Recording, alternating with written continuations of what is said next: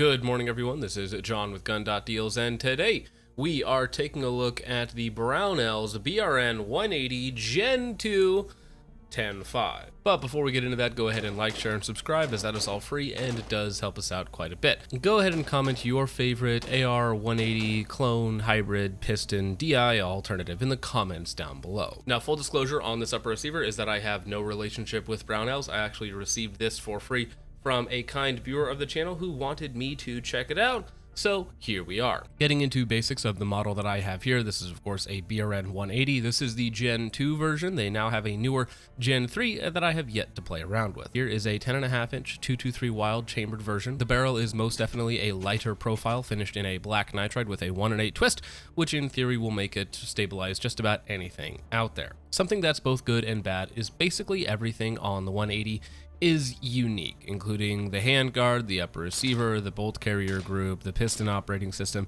This is a short stroke piston system with a 2-position adjustable gas block. You have unsuppressed and suppressed. Usually I would prefer more settings so that I can actually tune the system to feel how I want it to feel, but 2 is enough for most people.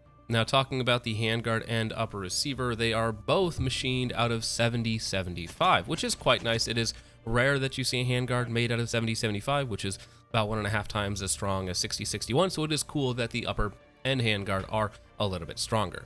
Now, the handguard, as you can probably tell, bolts directly to the upper receiver extension barrel nut thing going on, and the way that the barrel indexes to the upper receiver is with 2 bolts with a clamp system, very similar to what you would see on some precision rifles. Moving down to the internals, this is where stuff gets really interesting. So we have a completely contained recoil system, meaning that we do not need to use the AR-15 buffer system. We can simply pin this upper onto any lower and it's going to work without needing some sort of buffer or adapter piece. It just pins right in place, unlike the Jackal. This specific upper is sitting on an SBR lower with a Jackal pick adapter, which, as you can tell, takes a lot more material and looks very, very ugly, but it's the only one that I had laying around. Inside, you have 2 guide rods and 2 springs to keep the bolt carrier group in line and to dampen that recoil impulse.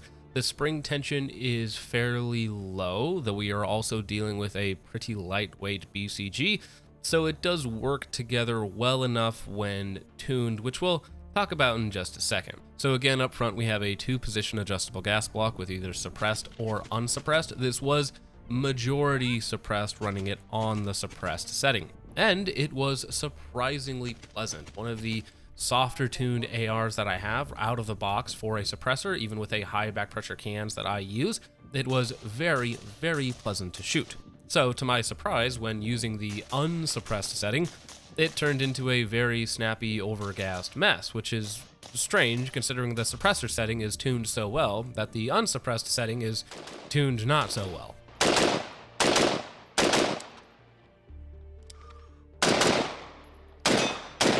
Oh, my bad. And again, this is an area where having a third setting, an in-between setting if you will, would actually be very helpful in smoothing out the system depending on your specific circumstances.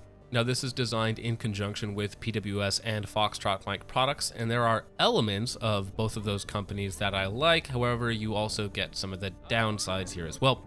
With the op rod being very small and petite, it does tend, well, I shouldn't say tend to bend, but it can bend under a hard enough use cycle. But the relatively lightweight op rod, the lightweight carrier, means that when it's tuned properly, it shoots very, very well, pulling off doubles.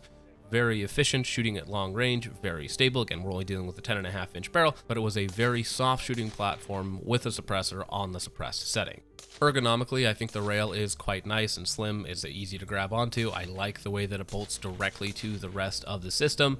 The one ergonomic issue that I think people will have is that this does, of course, have a reciprocating charging handle attached to the bolt carrier group on the right side. Personally, I am 100% fine with that, as it is very out of the way. It's on the right side of the gun, no pun intended. The upside of having the charging handle built into the carrier is that the rear of the gun is very sealed off, so when you're using suppressors, you don't get that much coming back down the bore at your face. The downside is you have a reciprocating piece of metal on the outside of your gun. However, if you're familiar with a SCAR or an AK, it's nothing special in that regard. However, there were 2 issues that I had with the gun. Number 1 being over insertion.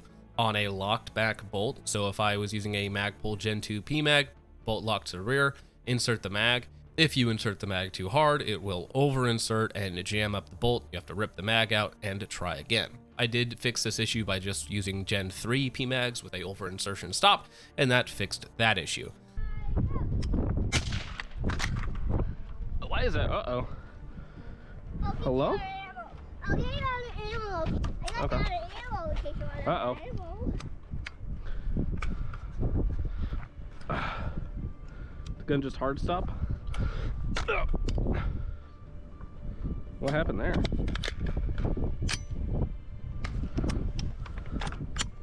Okay. Uh-oh. Am I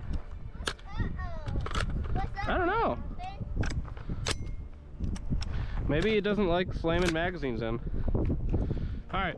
Now the only issue I had with the upper itself, not in conjunction with another part, was a failure to extract an empty case. Fortunately, I believe the bolt is compatible with standard AR-15 extractors, so I can simply throw in a BCM SOPMod upgrade kit for about $4 and hopefully resolve that issue. So shooting it in competition was very fine. I thought it was very flat shooting, even for, not a race gun or anything like that, but I thought it was very easy to use. Using it in conjunction with the suppressor, very nice. Using it without a suppressor on the unsuppressed setting, I found very unpleasant, surprisingly unpleasant. Ergonomically, I think it's perfectly fine. When we talk about price, these are sub 1K, so if you combo that with the lower of your choice, you're looking for the low $1,100, maybe even $1,200 if you combo it with a folding stock or something like that. So it is not an inexpensive system. It does have a couple advantages over some of the other products on the market. For instance, by default, it's basically 2 pounds lighter than a Jackal because it uses half the amount of material to accomplish the same thing. Ergonomically, I think it's quite fine, but having a couple minor issues within the first couple range trips and one match is a little disconcerting for the future of this thing, especially given its price tag, and which was probably going to end up relegating it to a toy rather than a competent fighting system. Those are basically my thoughts so far. This will be in the project for some time to come, so hopefully I'll be able to get that round count up there and see if we have anything fall apart in the process. All that out of the way, gentlemen, thank you so much for watching. I hope you all enjoyed. I will see you in the next one. Peace off.